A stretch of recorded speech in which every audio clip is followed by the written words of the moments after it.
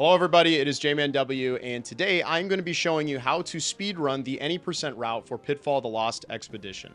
There are already some great guides that exist for this speedrun. Ripper made a fantastic one that you can check out. I will link that down below.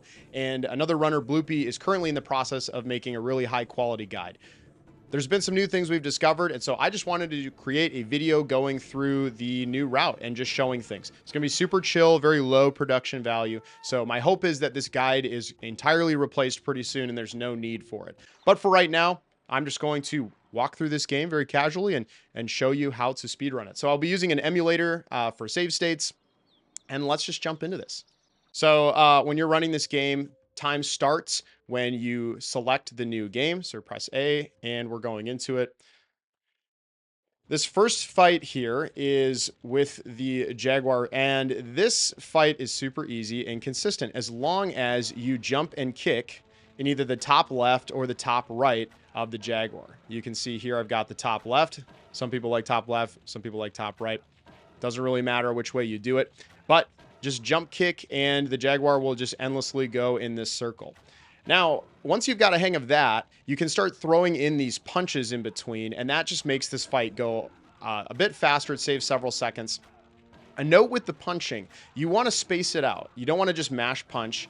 There's kind of a rhythm to it. You want to punch, wait a beat, and then punch again. And you'll get this nice little rhythm. You can do this very consistently. And if you need to restart, who cares? It's the first fight. One other note is technically there is a way where you can do double damage to the Jaguar in the kick. If you happen to line up the head hitbox and the body hitbox just right, it will land double damage. This is pretty hard to do consistently, and so it's just going to be sort of a thing that you see happen, but you probably are not going to be able to intentionally do. But if you see that you do double damage, that's the reason why. All right, so now we're moving on to the first platforming level of the game, and we're just mashing A through those cutscenes. Now for this stage here, there's actually a fair bit of movement, and if you really want to get through this fast, I suggest going on an emulator and practicing this for a little bit. For this first part, we're going to roll and jump up until this pit, and right about when you get halfway, you're going to want to do a jump kick. Then I like to throw a couple punches in, jump over this, and roll here. Again, play around with that timing a little bit. You're going to need to practice this. If you need to take it a little slower and you're just starting off, take it at whatever pace you need to. But that's sort of the fast way to go through that, so you can get it all in one cycle. Then we're just going to jump over these pits, grabbing these vines. And now we're going to get to the first glitch of the game. So I'm going to go ahead and do this first so you can see what it is. And then we're going to talk about how you can do the triple jump. So we just get on this log here. And if I can do it, boom, triple jump. Normally, like you can see, the game is telling us we would normally need rising strike here. However, if we can perform this triple jump, we can get the height we need to grab this ledge and skip getting rising strike. We're going to use this a couple times in the any percent run, so I highly recommend you practice this. You'll be using this trick a lot. Fun little fact, this almost stopped me from speedrunning this game entirely. Back when I was learning, there wasn't really anybody else running this game, and so I had nobody to help me, and I sat for hours trying to get this, and I almost gave up because I was struggling with it so much. So hopefully this does not happen to you, because we're going to give you some tips and advice, but the best thing I can tell you off the bat is just practice this. Spend time doing this. If you spend an hour or two, you'll get this very consistent, and if you still can't get it, join the Discord, ask us for help, and we'll give you some pointers. But here are the big things to know with triple jump. The easiest way to learn it is start by rolling. Then you're going to roll back, jam forward on the control stick, and then just a fraction of a second later, you're going to jump. So you're going to roll back, forward, wait a beat, and jump. And if you do it right, you're going to see this. Harry's going to rise up in the air, and his legs are going to move. And that means you set it up correctly. If you do this, you can just double jump out of it. Boom, you got your triple jump. If you press A too early, what you're going to see is this, where Harry goes up, but his legs don't move. And if his legs don't move, that means you pressed A too early. And so just wait a second, and you want to see him pop up with his legs moving. And if you wait too late to press the A button or the jump button, Harry will just do that jump. He'll have exited the rolling animation and he'll just kind of jump in place, or he won't do anything like here. So I would suggest find a flat place like this, roll back, and just practice that timing. And you don't even have to do the full triple jump. You just have to see Harry rise up in the air and move his legs. And if you're getting that set up consistently, then you're going to do great with the triple jump. So practice it, spend time with this because it is worth learning and it's going to help your runs a lot. Once you get the hang of that, an even faster way to do this, and this is what I use in my runs, as I'm just climbing up these logs here, is I don't even roll back. I just crouch, tap forward, and then tap forward again and do the triple jump. So I've found this a lot more consistent. Instead of trying to do the whole roll setup and spending the time with that, you can just come up on this log, tap forward, boom, we're good to go. After that, we're just going to roll into the next level. Okay, so if we're playing Cockpit, there's two ways to do this level. What I think is the most consistent and is about as fast is we come up on this rock. It's also kind of flashy, so that's cool. Come up on this rock. You're going to want to lead your jump and then two full jumps onto this tree branch. You can grab it and then just spin kick down here. It's super cool. It looks flashy, and it's a little bit more consistent because we don't have to do a triple jump, which is the other way to go through this. Definitely, if you have an emulator, practice this one. It's a little weird at first because you do have to just get some good distance and really lead off that rock. You can see I missed it there. But once you spend time practicing it, this jump is actually pretty consistent. You just really need to max out your jump distance. The other way to do this, and this is technically faster if you pull it off perfectly, but even in my runs, I just go the rock way. But for some reason, if you miss, you can come down here, roll, and then perform a triple jump here. Now, this is a good note, what you saw there. If I go too far towards these monkeys, I won't be able to grab the ledge. So you see, if you see this track here, I kind of want to aim to the right of that, and that'll give a good spot. Play around with it a little bit. You also don't want to do the triple jump too close to the rock face because you'll bonk your head on that. So you want to just hover out here just a little bit, perform a triple jump, and you can grab the ledge. So in my runs, I go through this rock here. If for some reason I were to miss that ledge, which I honestly thought I was going to miss there, then you can come down here and use the triple jump as a fallback. But either way you want, they're very similar in time, so whichever one you prefer. All right, now we're in native jungle, and this one can be very annoying for running, especially once you're looking for very competitive times, because there is a fair amount of RNG in this level. The big one is these logs that you can see in front of us. You can kind of do everything right and still lose time to these logs if they just roll the wrong way. So the best thing you can do in this level is practice, but I'll show you kind of the route that we do here. So I like to throw out a couple punches over this short distance, grab this vine, roll under the first log if you can, jump, and then we're throwing punches here all the way up the hill. Sometimes you'll get hit by those coconuts from the natives. Sometimes you won't. It just kind of depends. Like I said, that kind of is just part of the RNG of this level. Let's take a moment to talk about movement in this game. So far, you've seen me do a couple different things for movement. The slowest way to move through this game, or one of the slowest normal ways, is walking.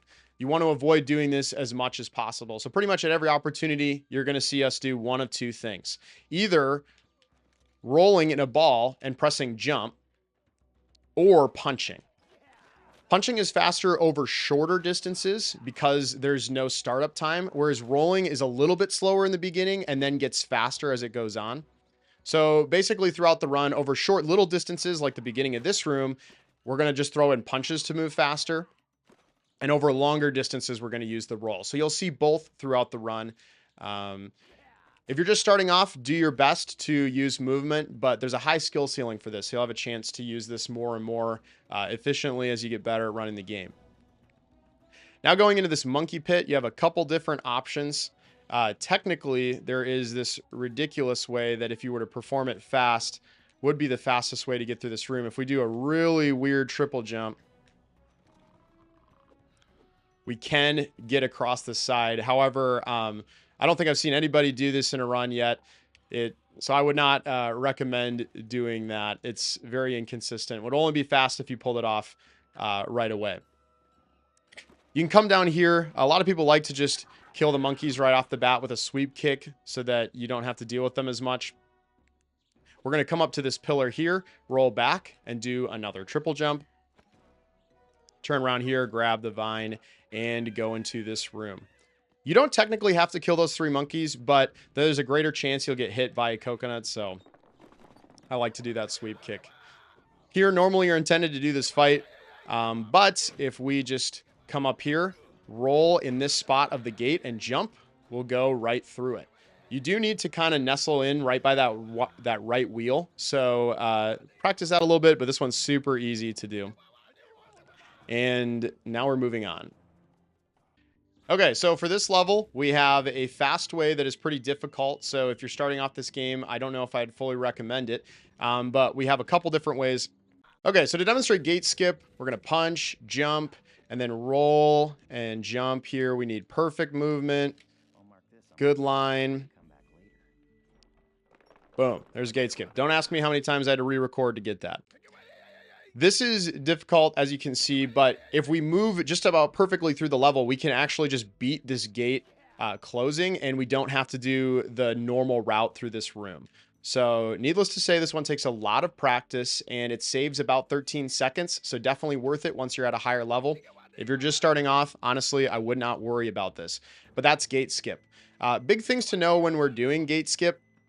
You have to mash A through this cutscene, throw a little punch in here for speed, and then we're rolling. I like to just tap jump, since if you mash jump, you can kind of jump at weird times, and you want to space out your jumps, especially during this little rut section right here.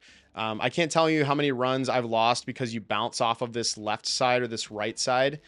Generally, a good rule of thumb is following this track through here. So really helps if you have an emulator to practice this and really get this down. Now, you're going to miss the gate a lot, and so starting off, you have a couple options. One, there's a backup here where we can do a triple jump off of this rock and aim for kind of the middle of the gate and grab this ledge. So this is faster than doing the room intended if you can get it in the first couple tries. So this is a really good backup. It's a little bit of a weird triple jump because you don't have a huge platform. And so this is an example of where we would just tap forward instead of doing the whole roll backwards. We just tap forward, and you again want to aim for the middle of this gate. If you go too far to the left or right, there isn't a grabbable ledge. So you're looking for that middle area where you can grab and come over the gate.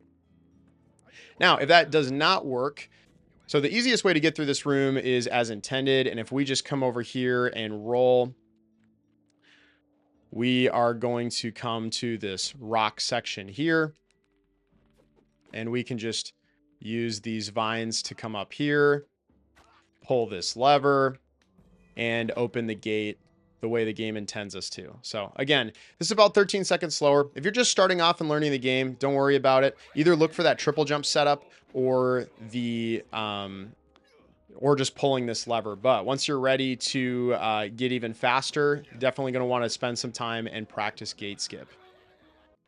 All right, great tree. This is a really fun level, probably one of my favorites. Some really tight platforming, relatively straightforward, but we're going to start by rolling over here and taking out this monkey. Then we want to roll into the slant, and this lets us do just walk up the slant. There's a couple different spots in this game where by rolling into a slant, we can just climb up it. So you want to stay towards this sort of right section here. The left side won't always let you climb. You can see there, I just slid back down. But the right side, if you roll into it, once he starts climbing up the tree, if you're just holding forward, that's how you know you got it right. Big double jump can get you right here, and we can jump onto this mushroom. Yeah, also, if you wanted to, you can just spin kick down here. This is how we used to do it, but this is a little bit faster over here, and it's pretty easy to set up. Important thing, you want to just single or double jump onto this mushroom. If you spin kick, you're just going to go right through it. Spin kicks can be really nice in this game because they can cancel ledge grabs. So there's certain times where we want to not grab the ledge, but here we just kind of have to accept the fact that you're going to grab the ledge. Now we come to this vine, and a quick note on vines, instead of like holding forward and backward, kind of like you might think, if we actually just tap the control stick in the direction we want to go, it's the fastest way to use vines. So in here, I'm just tapping down on the control stick. And then when we get to the height of that, we're going to jump and grab this tree branch here. And then we're just moving here. You can throw on some punches to be faster. So with this vine, we have a couple different options. We can just go normally, take out this monkey here and climb up and go through it. However, we also can do a little sneaky kick jump, and if we do it just right, you can land in this tree branch. It's slower to grab the ledge. Instead, if you can time it right, you can jump kick and avoid the ledge grab and go right on top of that branch. That's the fastest way to get through that section. Don't sweat it though if you just need to do it the other way and grab, go onto that lower platform. From here, we're going to jump and aim for this tallest part of the vine. And we want to make sure that there's no room above Harry. This is the easiest way to set it up. Then you just hold back on the control stick and you're going to platform up to this vine here. It's a little bit of a weird movement, so you want to practice that for a minute. If you aim to land kind of on this section here, you can avoid the ledge grab, which saves about 1.5 seconds. But if you need to grab the ledge, you can do that as well. We're punching here, grabbing this mushroom, and moving into the next room. Okay, statues is pretty simple. We can start by just rolling into this cutscene and mashing A through it. I'm just going to grab this health, but normally we just roll right down here. I like to let go of the roll as you're falling down. That just helps you to position yourself and put yourself in the right spot when you're turning right. And then we're going to roll and jump. Now for this, I like to jump onto this thumb and then do a full double jump so that we're kind of grabbing midway through the vine. And the higher up on the vine you can get, the better, because then if we do that, we have a really good chance of skipping the ledge grab here. Like I mentioned before, ledge grabs, I believe they lose about 1.5 seconds. And so we want to avoid grabbing the ledge whenever we can, because that is just a free time save. So instead, if you grab the bottom of this vine, it's a lot harder to get on top of this branch without needing to do that ledge grab. So if we instead land on this thumb here and then double jump into the middle of the vine, that just lets us prevent that ledge grab much easier. You can punch a couple times up this branch and we'll roll into the next level. Okay, so with Bittenbinders, this is our first level with an out of bounds that we're going to do in the run. There's 2 ways to get into this out of bounds. I'll show the first way, and this is what we've done for a long time.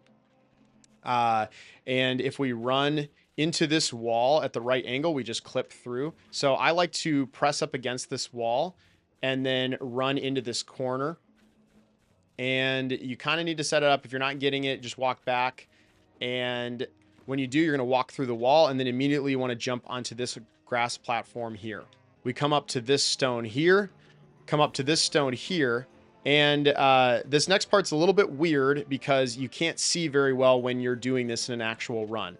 But through this wall, we're going to walk to the other side of this platform. And now you can see, I'm going to circle it, this platform that we're going to jump to.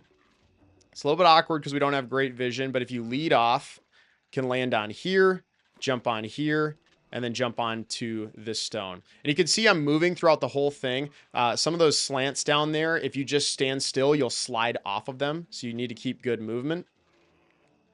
We're going to jump and grab this ledge here. And then stay on these sections and come here. So that is the first way to get out of bounds with Bittenbinders. The second way is faster. And if you're running on PAL, you don't have to do the weird spin kick over on the left side. This is faster. It's a little bit more finicky, but this is what I use in runs as well as most of the higher level people at this point. When you enter the room, you're going to come on this left thing here, come up on top of this stone, and then we're going to do a triple jump onto this platform here. And you can see I'm trying to move because if I just stay still, you're going to slide off. So we're going to triple jump over to this platform here. And then I'm going to jump once so that Harry enters this animation here where he's floating on the stone. And this means that he can do like a triple jump out of that. Now the angle for this is a little bit weird, but we're kind of aiming for this corner, like we're trying to go into this diagonal. If you jump once, just jump again to get back into this floaty animation. And you want to stay more on the right side, but we're trying to hit like this corner right here. So take a little bit of practice and kind of find that. This can be a little bit hit or miss in runs. So definitely practice this one. It is deceptive sometimes. It looks a little bit easier than it is. So really make sure you can grab that ledge grab I just did is one of the hardest parts to get on that. So practice that, make sure you can get that consistently. And you can see that's a bit faster than the way we just looked at. Here we can jump on the same stone, come up here or down below, and we're right back in this spot. All right, so now that we're here, we're gonna roll into this sort of dot on the rocks here. We're gonna roll into it, walk up, and then when you get to the peak of that, double jump, and you're on the wall of the level now. And we can just punch through here or roll and jump to navigate across the top of this section. Okay, so this next part is a little bit tricky, and you definitely want to spend some time practicing this. Basically, we are trying to get inside of this blacked off area. How we're going to do that is we're going to jump down here, and we need to stand on this left side of this hallway. Just a little part of it is standable, and if we do it right, we can sneak in between this hallway and the section we're standing on top of. Probably the best way to do this consistently is to run off, punch in the direction, and sneak through this corner. The punching allows for a little bit more time and delay to land on that section. But as you can see, the timing is pretty tight. So again, here we're walking off, punching sort of in the top left corner, and you have to wait a little bit till you're falling. And if you do that right, boom, you can land here. So by far the best thing you can do with this is practice. It is a very finicky trick, but once you practice it, it can be pretty consistent. Once we're down in this sort of box, we're going to roll out to the center and just roll under these stones. Quick note, there, if you can kind of tell, it's hard to see, but there's this sort of corner here. Careful not to get too close of this if you're trying to cut the corner. You can fall into this area here and get soft locked, and you're going to lose your run. So just swing wide around this corner when you're coming down. Okay, so for this section, super easy. We're just mashing A as much as we can to try and go fast. Go to the right side of these spikes here. These falling blocks are RNG, and they lose some time if you hit them. So you can kind of try and space it out so that you don't hit them. But sometimes it's just faster to go straight and just mash through them. If you try and spend too much time avoiding them, you can just lose a lot of time. So mash A, and we're just going to go through this level. This one is pretty straightforward.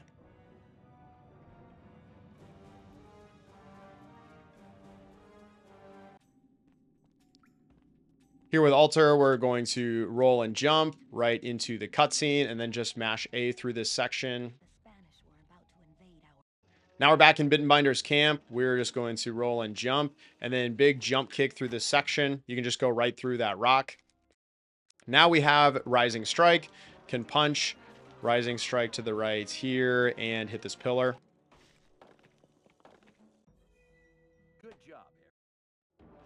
With the sling, we can punch, come over to this left rock section, pull out the sling, and then aim sort of in this general direction. We are trying to hit the plane. We can activate it from all the way over here. And then I like to throw a couple punches here. Just make sure you line up your Rising Strike correctly. If you go a little bit too far to the right, you can land in the water, and that's going to lose a lot of time. So just make sure you're lined up nice and straight here. Throw a couple punches out. Big jump kick, and then try to land in between those porcupines. Sometimes that happens and you just get hit by them. But the sooner you can land on that platform, I've found it helps avoid that as much as possible. Now we're in statues. You can just come here onto this branch and fall down.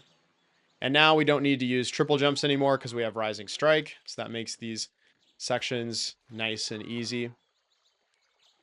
Roll jump here and try and get in between these two bushes. I like to roll and not be jumping during the section where between those two bushes, because if you are jumping and you get hit by them, you can lose a lot of your momentum. So I like to stop jumping while I'm rolling, just roll through that section and then keep jumping on the other end of it.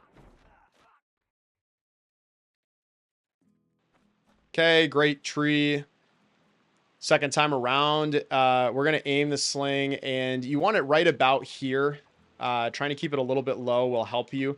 But this is very RNG. You can see the bullets go all over the place.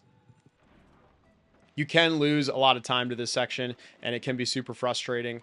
Sometimes you can hit it almost right away. Other times it can take several seconds to hit. So just roughly aim in that direction and then just mash sling so you can get it out as fast as possible. A couple different movement options. You can roll and sort of bounce off this tree and come down here. If you find yourself like rolling way far to the right, you know you're just gonna, when you land, you're just gonna hit this wall. You can let go of roll right before you hit the ground, and that will stop your momentum so that you don't go flying off to the side. So if it looks like your roll is gonna go forward and put you towards the door, then just keep rolling. But if your roll is gonna put you way off to the side, I would just let go of roll right before you're gonna land so that it doesn't send you way far off. Another one, Bloopy uses this. If you roll off to the side, you can sometimes hit that branch there, and that can give you some speed as well. So there's a couple fun different ways you can get down this.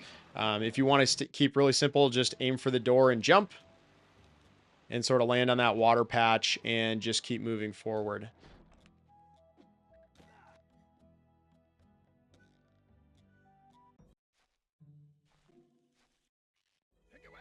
Okay, so now we are headed into the first part of Torch Skip. We're going to roll and jump to this left side here.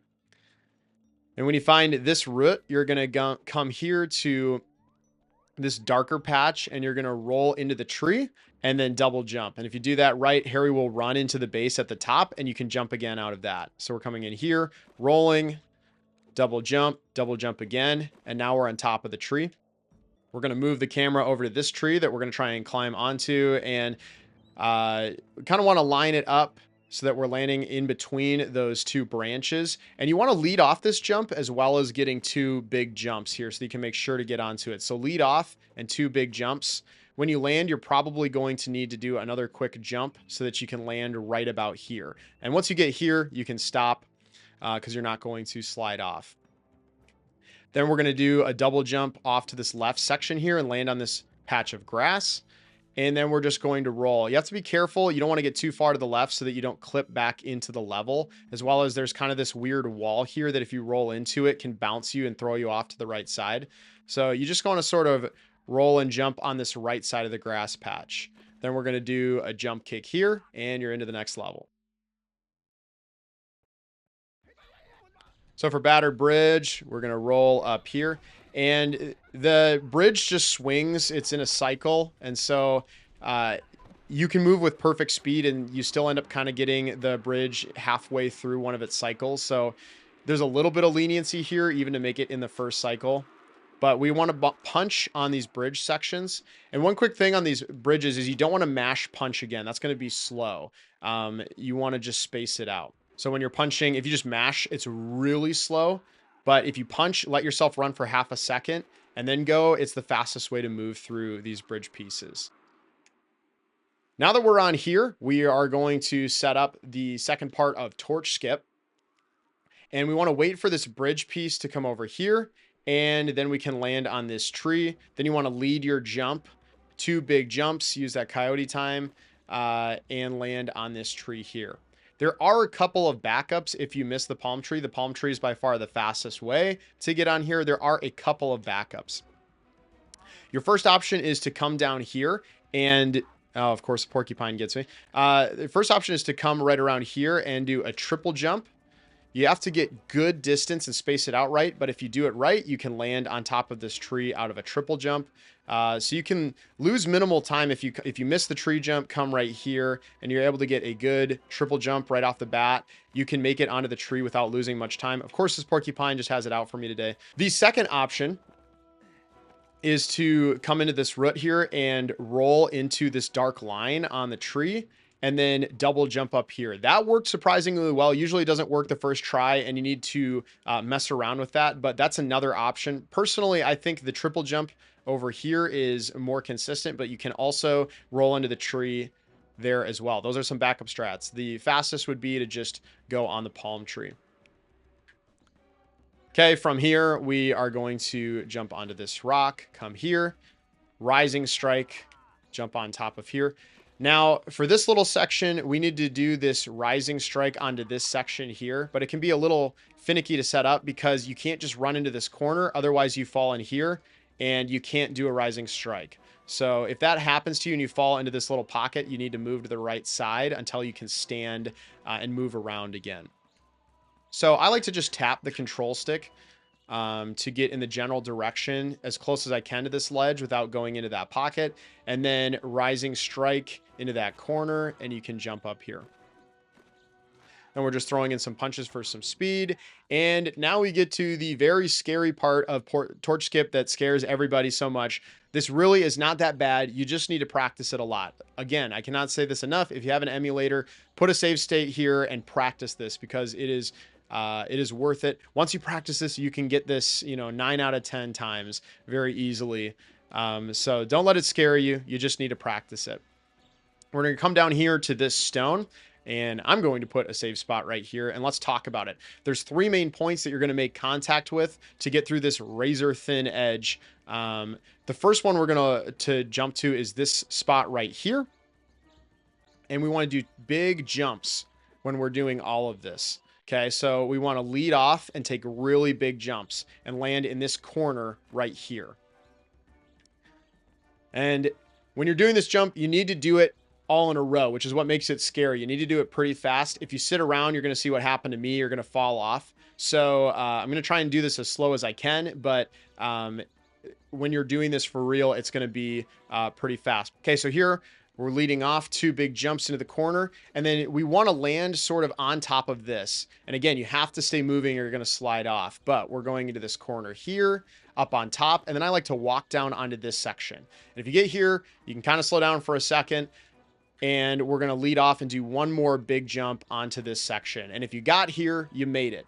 So like I said, there's 3 sections, and you have to do it all pretty fast, but it's very consistent with practice. So we're aiming for this corner, then come up to the top of this, walk down, lead off, and we're right here.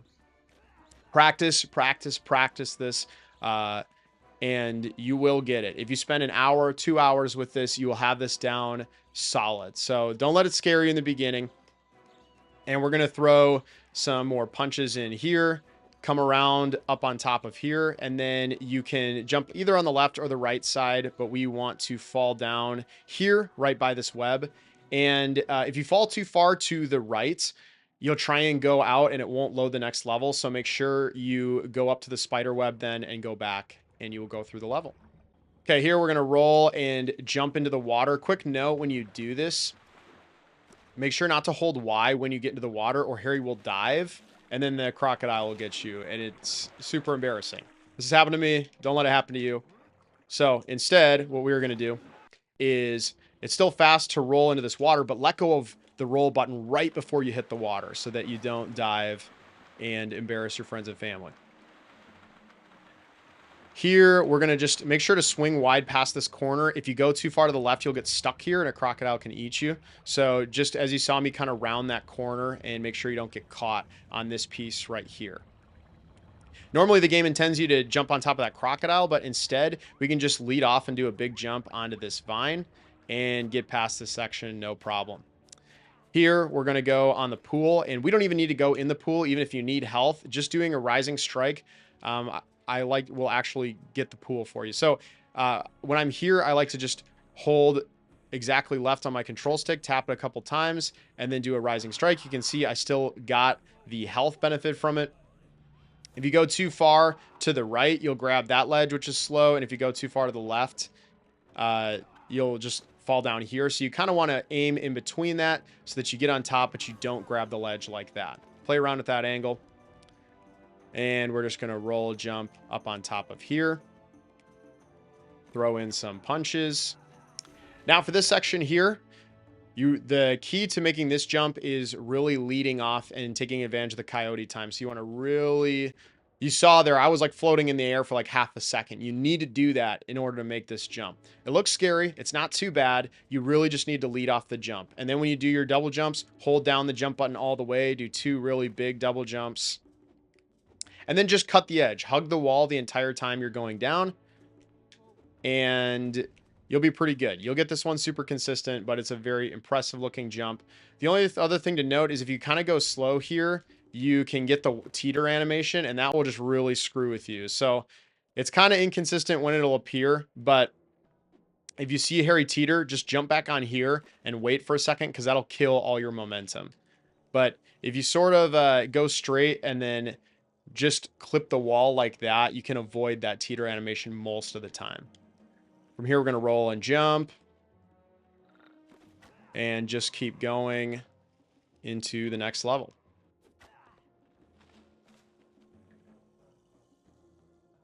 So we get in Jungle Trail. We're going to jump down here, and you have to wait half a second. If you go like full speed into this, you'll just land into this pit, and it happens. It's super annoying and run. So you have to, like, if you're moving as fast as possible, you have to wait like half a second and then jump over this pit, jump kick here, and then throw out a couple punches. When you're midway through the pit, you can just jump kick over it. That's for if you want to do this all first cycle, which is the fastest way possible. Of course, you can slow it down and take it at your own speed if you're not trying to get through this super fast.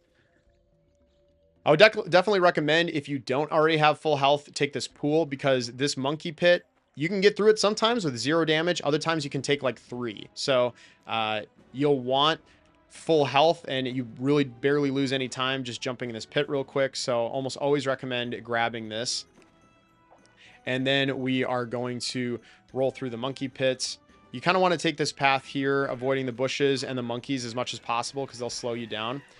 I only got hit once. That was pretty good RNG. Sometimes you get hit 3 times. Sometimes you don't get hit at all. But that was still pretty good through it. And this bush guy is going to try and get me here. But you want to stand on top of this rock and rising strike. And if you do that, you don't grab the ledge. Otherwise, you can come over here, not get hit by that guy. But if you come over here, you can still rising strike. You'll just grab the ledge, which again loses a little bit of time. So if you stand on that rock, you can skip that ledge grab. Okay, so for this section here, we're going to fall through this leaf pit, and just make sure you don't grab the ladder, because that'll lose some time. So just fall next to it and come around here. If you do a spin kick on these pillars, you will break them, and we're going to get our first of 2 explorer idols.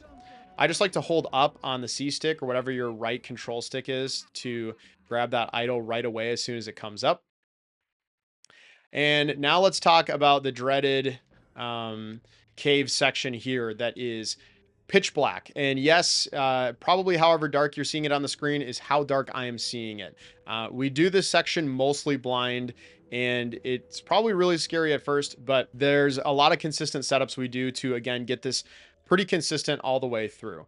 One of my suggestions to you is, if you're just starting off, would be to create a save file where you get the torch, and then just walk through the section with the torch, and so that you can see what you're actually platforming through. And that can kind of help you mentally understand this room, because if you're only doing it pitch black, you might not really understand why you're falling. But essentially, in this dark patch, there are these columns that you have to break, and there's 2 pits that you can fall into. So our goal is to jump over those pits and not fall into them, and then break some of these columns along the way. There's also scorpions running around on the floor, and there's also a swarm of bats that are flying through the air. And if those swarm of bats get to you, you're basically cooked. They will just shred through your health. So unfortunately, we need to go through this section pretty quickly. As long as you're moving, the bats won't really get to you, but if you stop at all, they'll get you very quickly. Hopefully you weren't bored by all of that, because Harry was starting to get bored. Okay, so first for this section, I'm going to show you this done with torch, so you can visually see this level. Because if you only do it in the pitch black, it's really confusing why we do certain things. So I'll show you it first with torch, and then I'll show you that same setup without torch, so you can understand why we're doing the things that we're doing.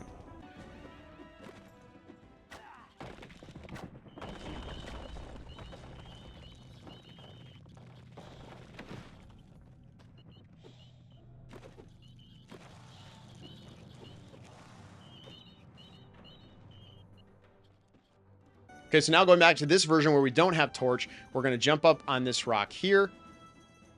We're going to do the 5 spin kicks with just a little space in between. 2, 3, 4, 5. Punch, double jump, then come along this left side here. Wait till we get stuck. Single jump, and then big double jump across, and we made it. And you can see those bats are just waiting to try and get us. We're going to go into the next level.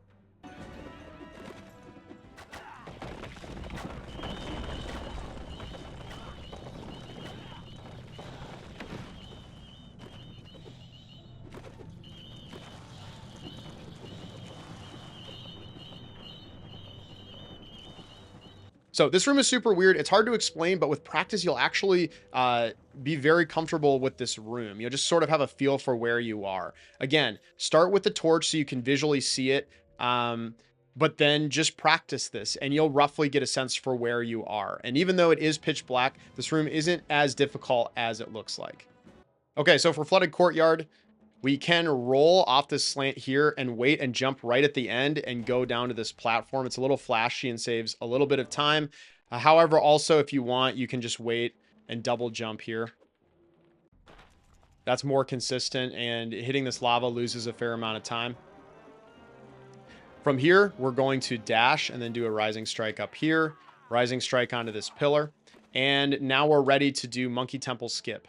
For this first part, we're going to double jump on top of this platform here, double jump here, single jump. So we're doing this float thing, and we're going to lead off the ledge into 2 big double jumps. If we do that right, we're going to grab that ledge. So let me do this again here. Jump once. Now we're floating.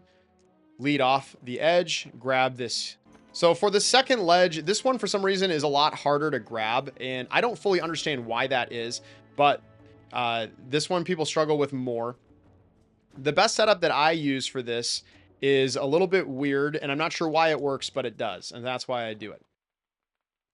When we come up here, I'm going to jump once so that we're floating. I'm going to hold left, hold right, and then mash left again. So you go left, all the way right, and then mash left.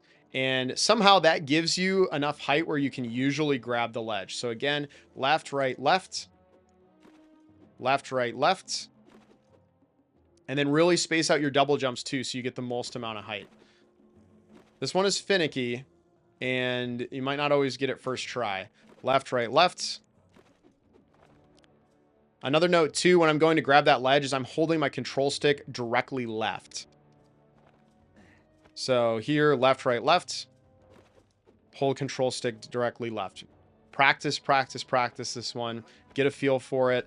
Everyone sets this one up a little bit differently, but I've found doing that left, right, left helps me grab the ledge. This one is harder than the first one for sure. But if you don't get a lot of height, for sure you're not going to grab this ledge. So a lot of it's about just getting really good height off of that jump. From here, we're going to jump on top of here, and now we're on top of the wall. At this point, we have dash, and now we're just going to use that to move as fast as we can through the level. Make sure to mash dash pretty much anytime you have the chance to do so. Just make sure you're staying on the right side of this wall for this little section here. If you're too far to the left, you can actually clip the load zone and go back into the other room, and this is obviously going to lose a ton of time. But that isn't a problem if you just stay on the right side of this wall. And we're just looking for any opportunity to lead off and cut corners.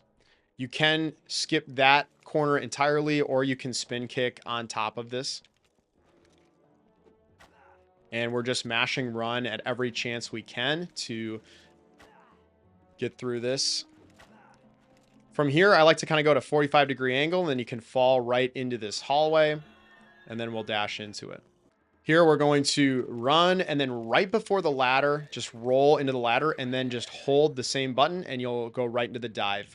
Somehow rolling into the ladder just clips right through it. And then since we're already holding the dive button, we'll dive immediately as we hit the water. So nice and easy, just hold Y or whatever your roll button is right into that ladder. Here, we're going to pull out sling right away and aim for this pot here. As soon as that explodes, take out away your sling, and we're going to move to this right building here.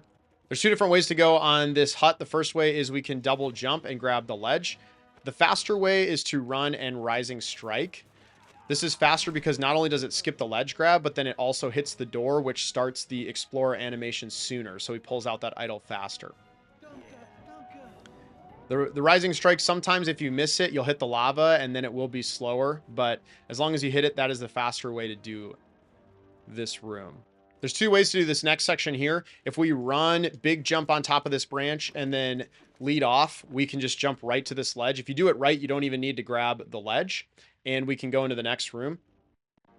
The slower and less flashy way is to roll down onto this rock, jump here, and then angle ourselves in the top left corner and do a rising strike to grab the ledge.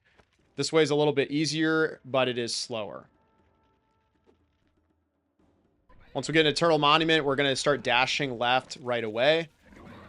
jump into this corner, then jump on top of this rock. Sometimes you will get a little monkey friend. It's technically a little slower if it attaches onto you, but sometimes there's not much you can do. Then you want to double jump onto this line right here and start dashing a little bit to the right of it. And you'll see if we're just trying to dash straight into the line, Harry will kind of hit this wall. But if we go a little bit to the right of it, you'll get this chance to run up alongside the wall. So play around with it. If we're up here like this, dash over to the right here. And once you start to get height, run until you get no more heights, and then do a big double jump. So we're here, run until you get no more height, big double jump, and you'll get onto the standable section here. Rising strike, rising strike. And you have to be careful in this section. If you don't jump correctly, you will hit the load zone for the other room and lose a lot of time. What I found is if you mash towards the right side, you'll land on that branch and you'll get across. So if we stay towards the right and just mash dash straight across, you'll be good. If you go more to the left side, you can hit the loading trigger. And like you see there, now we'll go back into the other room and this loses a ton of time. It's super frustrating. So best setup I've found, hug this right side, land on the branch. And then if you want to go really fast, you can just run straight off the branch and do a jump kick into this room here. Otherwise, you can ride along the right side and then just come up to this wall here. That's a little bit of a safer way to do it. Teleporter rooms are pretty straightforward. We're just going to stand on the center of this platform. It's up to you whether or not you want to take the heal. Definitely don't do the heal in that first room because the pools are further away. But in these next two rooms, the pools are right here. I would say for sure if you've taken more than 2 damage, you probably want to grab a pool since we won't have another one until after the Spinjas fight. But if you only have 1 or 2 damage, it's kind of up to you. It technically loses a little bit of time to grab this pool, but you'll want your health for the next section, so it's up to you. We're going to go through the teleporter twice until we're in the snow area. Okay, so now we're getting to ice wall skip, and this is one of the most annoying sections in the game for me. So yeah, definitely practice this level. It's super weird, but the more time you spend with it, the more comfortable you'll get, obviously, and this one can just be inconsistent. But mainly what we're going to do is come into this corner, roll and jump until we're standing. We don't want to be too deep in the corner. You can see I'm still pretty shallow here. The other thing is if you move the cameras really at all, your camera just gets screwed up. So you can't really move the camera. I'm here, I'm rolling and trying to jump right away so that I'm still pretty shallow into this corner. Then I'm going to jump so that Harry's starting to sort of be at this 45-degree angle into the wall, and I'm going to roll in. And then if he stands up, I'm going to roll again. And I'm just sort of pushing at a 45-degree angle into the ice wall. And eventually he'll pop through. So again, I'm standing. Some people like to mash jump in the roll. I think that can help. But yeah, there's a lot of inconsistency with this one. Okay, so once we're through the ice wall, we're going to dash over to this geyser where we're going to do early geyser. There is another setup to get it out of bounds here, but now, honestly, with item slide, it is so much faster to do things this way. So item slide basically lets us clip through walls if we're on ice and we equip an item while we're dashing. It's kind of a weird thing, but I'll show it here if I can get it set up. And boom, we're through that wall. Super fast, much faster than the old setup we have to do early geyser. Probably the easiest way to start with item slide is to just stay in this corner here and turn Harry's back to the wall. And then what you're going to do is press dash and then just a beat later, equip your item. So it's very quick after each other. So dash item right away. Almost together, but just like half a second off. And if you do that right, it'll scoot Harry through the wall and you'll be able to pull this off. So I sort of hold my remote in a claw so that I can press the dash and then right away press items to open this up. And if you do it right, you'll clip through this wall and you'll be on this ice. If you want, you can get really flashy with it and try to dash in here. I found this is a lot less consistent. And so honestly, even in my runs, I just come up here, turn my back to it, And like here, you can see I kind of only halfway got through it. You can just do it again and you'll get through. So just practice that. Turn your back to the wall, dash, and then just immediately press item. And as long as you're on the ice, you'll slide through that wall pretty quickly. So with a little bit of practice, you'll get this consistent.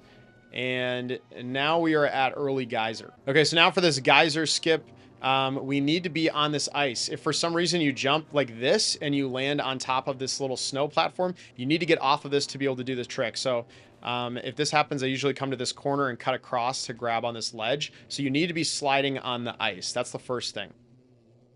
Now, essentially what we're going to do is go straight across and then cut directly left as soon as we leave the ice. And when we're cutting left, we're going to punch. So we're going to go like this, lead off the ice, punch left. That's the first part. Run, punch left, and then just a fraction of a second later, jump. Run, punch left, and jump here. Take an emulator and just sit and do this. And once you do, it'll get pretty consistent. But what we're using is we're using that punch as we're leading off the ledge to extend when we can jump. And you can get this very consistent with practice. But again, we're trying to lead off the ledge. As soon as Harry's feet leave the ledge, you want to punch and rotate directly left. And then as soon as his head gets lower than the ice, you're going to want to do a double jump. Head lower than the ice, double jump towards that section. And you want to do this over and over again. Straight, punch, rotate left. As soon as his head goes onto the ice, we're going to clip into the geyser, and we've skipped it.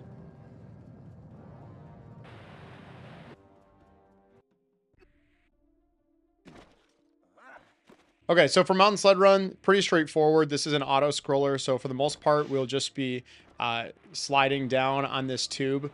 One of the big things to note is if we mash A, we can jump a lot higher.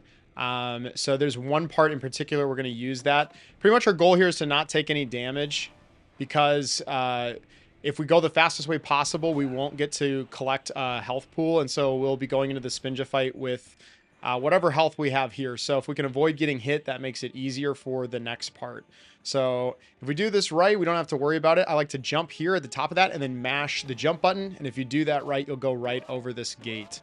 So that just saves damage being done and is the fastest way to get through that section.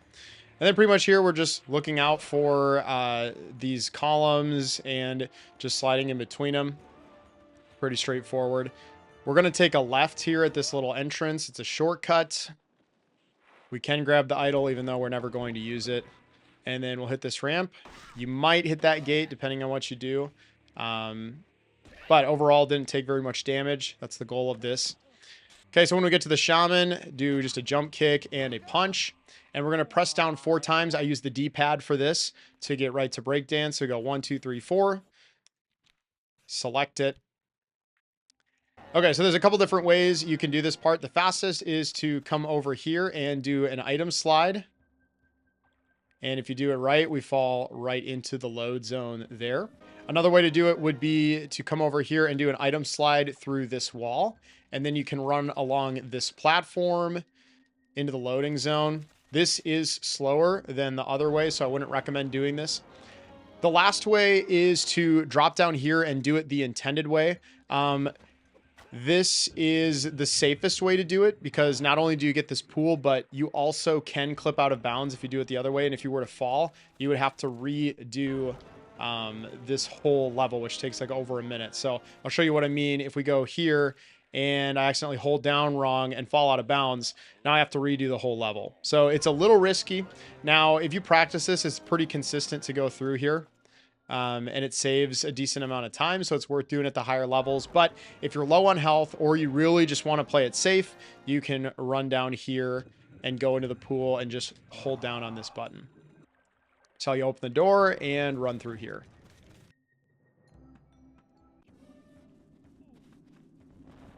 Okay, so now we get to the dreaded Spinjas level, and this one is super obnoxious in speedrunning for a couple different reasons. First, there's a ton of RNG in this level, and it's really inconsistent getting the Spinjas, especially with breakdance. We're going to use the breakdance we just bought to take out the Spinjas since we don't have ice picks. So There's a couple of things we can do to help make this fight easier and less random, but there's still a lot of random things in it. So right off the bat, what we're going to do when we're entering the room is we're going to mash A to get through this cutscene, do one big jump, and then run over and do 2 punches right in a row to take out these Spinjas. And you can almost always get this. There is just some times where there's a Spinja coming in from the right here, and you'll see it, where this Spinja will get in the way and you'll get hit by him and you won't be able to hit the Spinjas. But usually, if this level behaves itself, you can run right away, boom, boom, hit those 2. Then we want to sit in this corner right about here. And ideally, we want the Spinja that spawns in over here to come up like this over this little broken pillar. And we're going to sit right here and get the Spinja. You can get this most of the time. Every once in a while, it won't happen, but I'll show you what I mean. We'll set it up. Punch, punch, come over here, and start spinning. And you can usually get the 3rd Spinja there. Sometimes this 4th one will come set up and line up there, and you just have to hunt down this 5th one. But like I said, there's a lot of randomness with this one. We're trying to find these different spots to take out the Spinjas.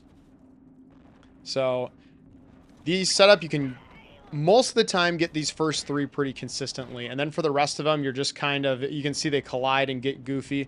One of the other tips is to try and wait until right before the Spinja hits you to start spinning. And sometimes that can give you a little better chance of it going through. So if you kind of wait and right before the Spinja collides with you, you can start to spin. But you just kind of have to practice it, and there's always going to be a random element to this.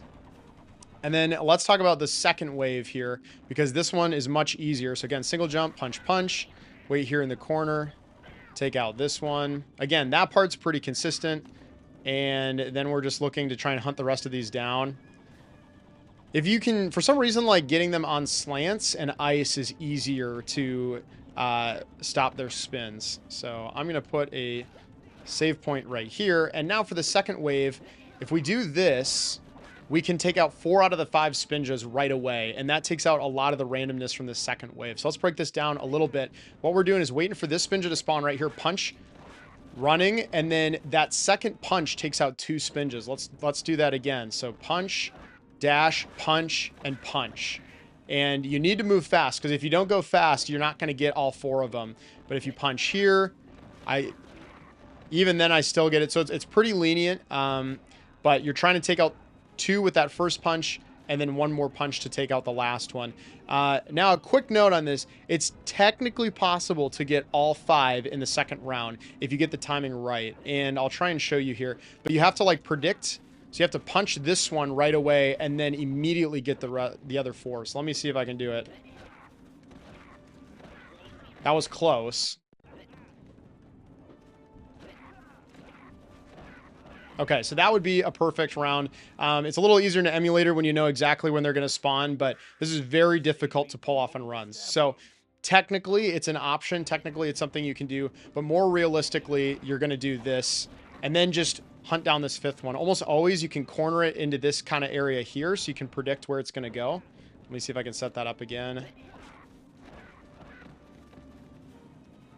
If you can get it into this hill, you can usually corner it in here and you have a pretty good chance of getting it. But like you can see, it almost got away. And that's just part of the randomness of this fight. So, yeah, big takeaways with this fight are getting the first 3 in the first round and then the first 4 in the second round. And if you can get them while they're spawning in, it eliminates a lot of the randomness from this. But there's just going to be a lot of randomness. So many runs die to this section here. So practice it so you're as comfortable as you can be. And then, especially in the beginning, you just have to be okay losing some time here, depending on how things play out. So, yeah, then when we have TNT, we can just throw it and roll into the center to activate the geyser.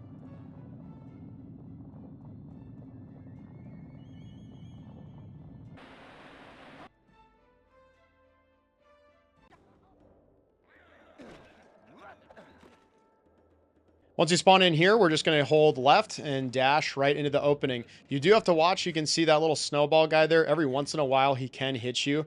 So if you kind of line up your dash to fall down over this pillar, it can protect you. But just be looking out for that snowball. It's usually not a problem.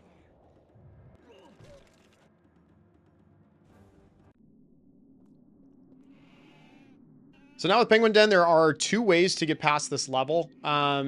There's honestly, the second one is way easier and more consistent, and it's technically an out of bounds.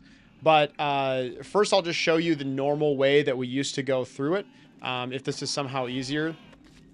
So we just cut across here like this. Go through these vines. And we're trying to move right away as soon as we land, or land as close to the penguin nests as possible, because if these penguins hit you, they can do double, triple damage because they can knock you into the ice. So general rule of thumb is trying to land on their nests, because they always leave that when they try and attack you. And yeah, just ending up here. That is the way that we used to do this level, and if for some reason that's easier for you, then, you know, you can see it. However, we now have a more consistent way to get through this level, which is great because these penguins are really, really annoying. And it's actually pretty simple to set up, even though it looks really cool. So we're going to come here to this little post, and we're going to turn around and do another item slide, and that will push us out of bounds. And then we're just going to drop right down to this floor. And now we're under Penguin Den. So we can come along this right side, and we're just going to dash across the floor. And just bypass this entire level. It's awesome. So we're just trying to route this here as fast as possible. Just make a direct line. And then when we get to this part here, we're going to do a rising strike to get out of the water. And we're good to go. Now when we come to this pit here, just want to roll down. So we clip through the ladder, and we're good to go. Okay, so for Ladder of Miles, we're going to run along this left side. And if you do your run right, you can just run right across those rocks in kind of one smooth motion. I didn't do a great job of that. Let me try that again. See if I can do it here. But it's faster than sort of wading through the water if you can just mash like that. Once you get next to these plants, go up on the right stick to do that little dynamite chuck, and then hold down to throw it at the second plant. And you can do that pretty fast right after each other. And then immediately once you hit those plants, you're going to start rolling. And jump kick up here and dash into the next level. We're back at the tower. We're just dashing across here. Pretty straightforward. Nice little dash and a jump kick here. And we're going back the way we came.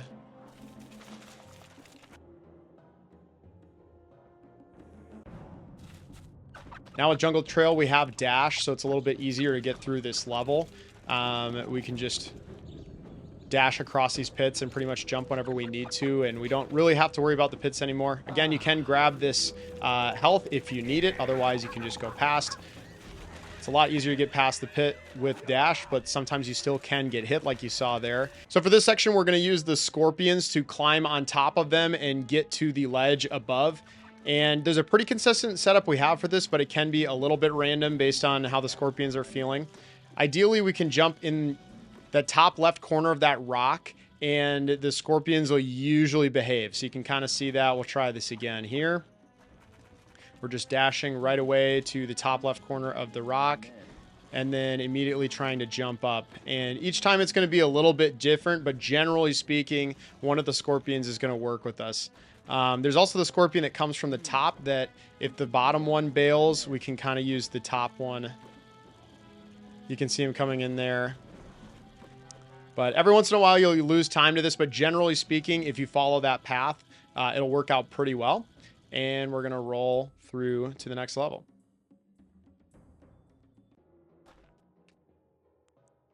So nice and simple here. We're just running down, dashing into the water, and then just mash, swim as fast as you can to get through here.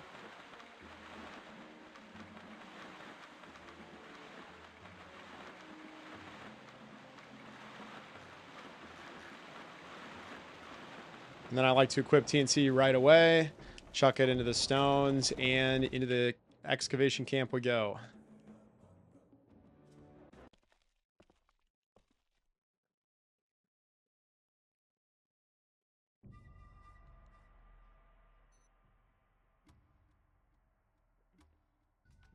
All right, now for excavation camp. This has gotten a lot easier than it used to be. We have a pretty fast track through this now.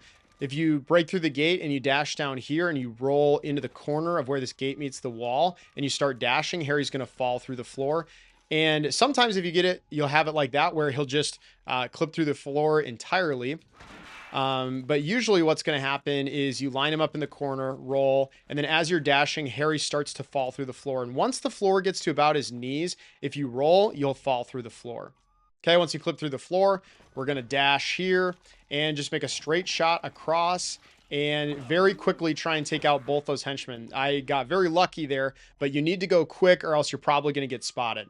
So again, we're just doing a straight shot across. It feels like you should get caught here, but you don't. And you just need to move quickly. I like to stay towards the right side of this first henchman so I can just punch and make a really quick shot to the next one.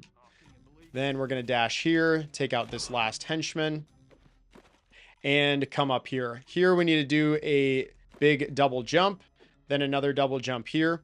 Then you're going to dash into this wall to start climbing it. And at the peak of that dash, double jump here and then double jump again. If you get that little teeter animation where he's like wobbling back, just jump out of that right away to cancel it. And then you'll land up on this platform here. Once we get to this platform here, we're going to roll under the statue's ear, jump up to this platform, and now we need to start taking out the final henchman. Now, where these henchmen spawn is going to be different depending on how fast you're getting through the level. They're on this sort of global timer, and so it really helps to just practice this level a bunch so you can get used to where the henchmen are at different spots in the level depending on how fast or slow you're doing mercenary camp. If you watch world record runs, if we're doing it just about as fast as possible, they're going to consistently be in the same spots and you can get used to that. But if you're just starting out and getting a little bit slower, just practice a bunch so you know where the different paths are for the henchmen, and so you can navigate that.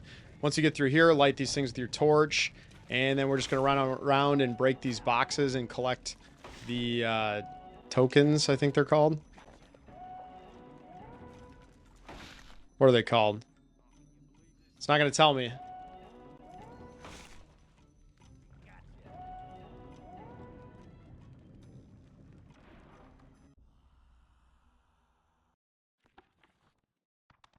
With St. Clair.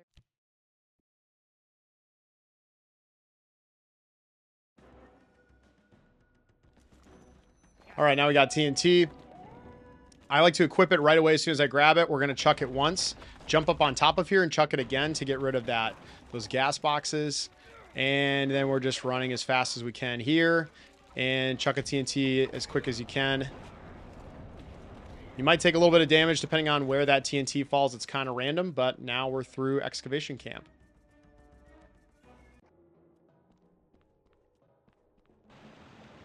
Back to Flooded Courtyard. We're dashing and swimming here. These next couple levels are mainly just going to be movement as we get ready for the final levels. I just cut through these pillars here, try and make as straight of a line as you can to this ramp. And then just mash run so you can run across the tops of these.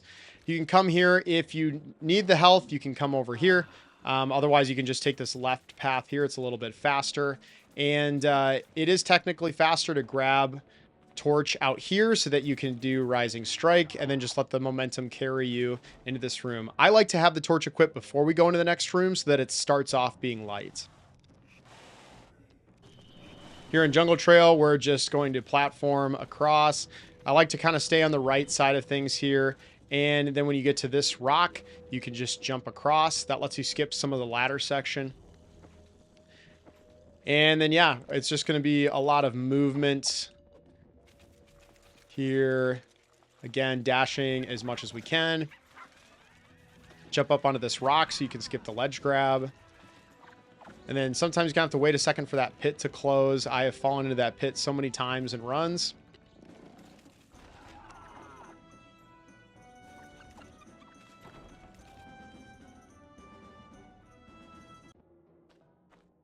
So we're back at the tower, and we're just going to dash over here, cut through all of this stuff, and then dash super fast. Make sure to really lead off that ledge so you can land here, and then you can just dash around. Watch out for this crocodile. Make sure to kind of jump over it so that it doesn't grab you.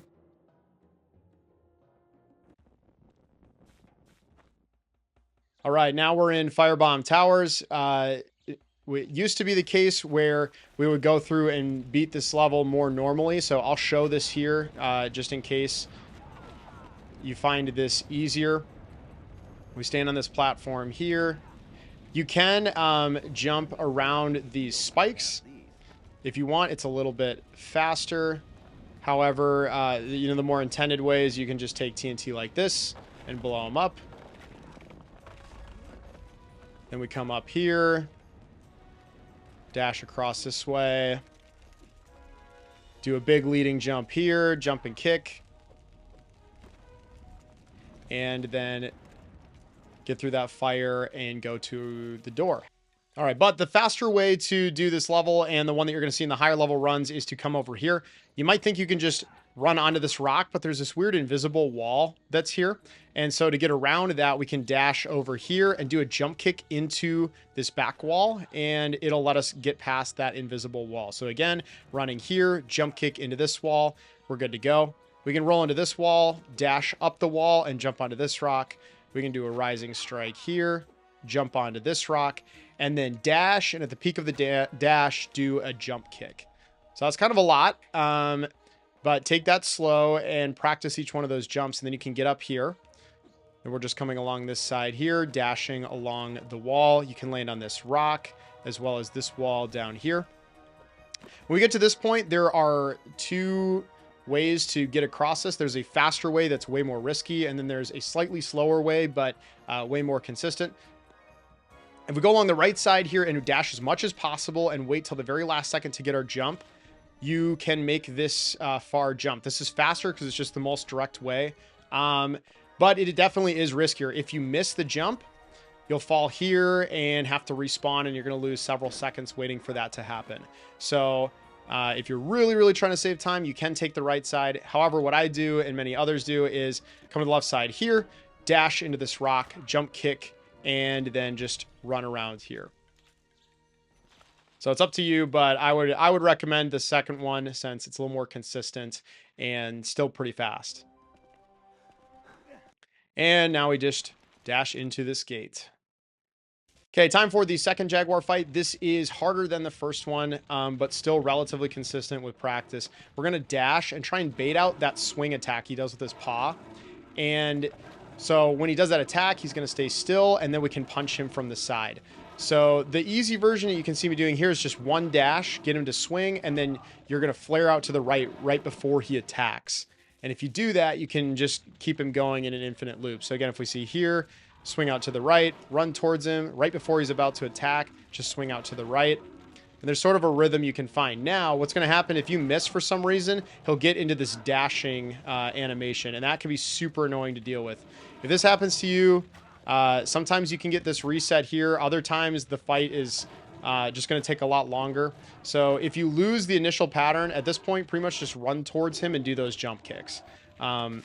Ideally, you can just do the dash strategy because it's the fastest and you don't take any damage. However, if you miss something for some reason, then you just have to resort to doing those jump kicks. But as you can see here, if we can get this, that's the fastest way to deal with this. Definitely can be annoying if you lose that pattern because it can take a lot longer to beat him. But with some practice, you can get it pretty consistent.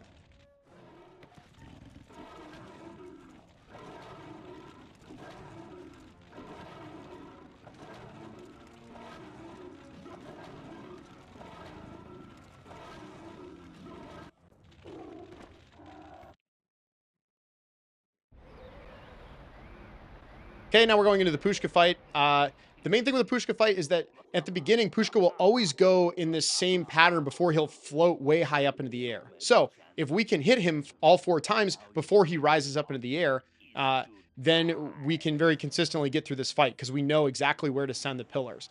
And every time Pusca respawns, he'll be in this place where you last hit him. So using those things that we know about the game, we can do this fight pretty quickly. The problem is if you don't do it quickly and you miss a shot, then Pusca will rise up in the air, and after that, it's just kind of random movement. So practice, practice, practice. We have a couple setups that really help with this. Right away, we're going to go to the right and then hold left into this pillar and rising strike. That'll always hit Pusca as long as you set it up correctly. Now we're just going to run and dash and hit these ghosts. Now let's talk about pillars for a minute. You'll see a couple different setups for pillars that are used to hit Pusca. And I would encourage you to watch some of the high level runners in this game to see people do set it up differently. The pillars aren't nearly as important. What's mainly important is knowing where Pushka is going to be. So I'll show you the pillars that I use. But sometimes they get knocked down in the course of the fight and you have to kind of adapt and use different pillars. So don't worry as much about the specific pillar setups. Worry about where Pushka is in the fight. And that's going to help you a lot. So play around, try the pillars that I use, try the pillars that Ripper uses or Bloopy uses, and see what works best for you. We're going to come over to this pillar and kind of hit it diagonally into the center. Just wait half a second for Pushka to spawn and then hit him with the pillar. Again, we're just dashing, trying to get these ghosts. I found with the ghosts, if you go to the furthest one away from the pillar that you want to go to, and then slowly sort to work back to the pillar, that can work well. But there's a lot of RNG when it comes to the ghosts. Then I like to use this pillar and hit it diagonal the other way, going into Pushka. And you can see there the pillar hit the ghost. Sometimes you can get lucky with that and get some fast times because the pillar will help you out. And then for this final pillar, it's right next to where Pushka will spawn. Wait for him to spawn in for half a second, and then Rising Strike into him. And that is Pitfall. The Lost Expedition, any percent route. So, yeah, hopefully this was helpful to you. Just sort of a casual walkthrough.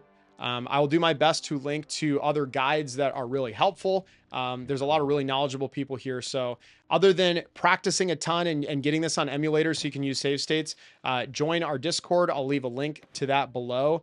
We have a ton of people who love running this game and love answering questions, and we'd be happy to help you there. So if I missed anything, reach out to me, leave a comment on this video, or reach out to us on Discord, and we'd love to talk. But hopefully this was helpful to you, and we'll see you in the next video.